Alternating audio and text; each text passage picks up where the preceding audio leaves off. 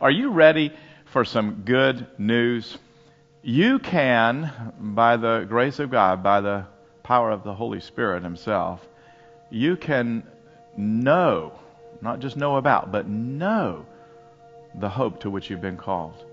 You can know what are the riches of His glorious inheritance in the saints, and you can know what is the immeasurable greatness of His power that is at work in you, the same power that raised Jesus from the dead.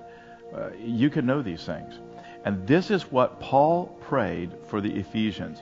And there is a difference between intellectual assent to something and the actual heart knowledge of something.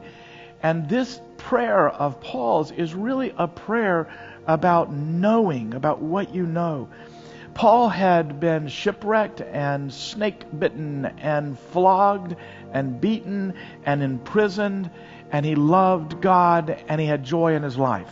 He had experienced Jesus with such intimacy that his revelations were so high and so lofty that this was part of the reason that God would not take the so-called thorn out of his side, which was really to say, I'm not going to allow you to have freedom from the same kind of spiritual battles that other people face. And Paul is praying that that powerful, effective call of God is allowing you to, in your spirit, know every day hope. It's what this generation needs. It's what the whole world needs. Hope. And we wonder why there's so much hopelessness. Wherever there's godlessness, there's going to be hopelessness if we are here by cosmic accident, having become highly evolved creatures originating from primordial sludge. What hope is there? But if there's a design on your life, if there's a purpose for which you have been made, then every day is filled with hope.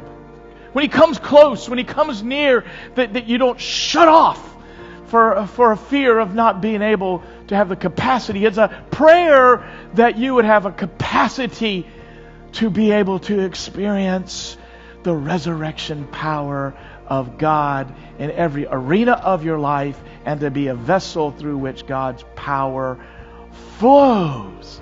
Oh, that you would know, not just theoretically or intellectually,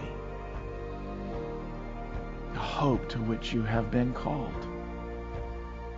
What are the riches of His glorious inheritance in the holy ones, and immeasurable greatness of His power that is at work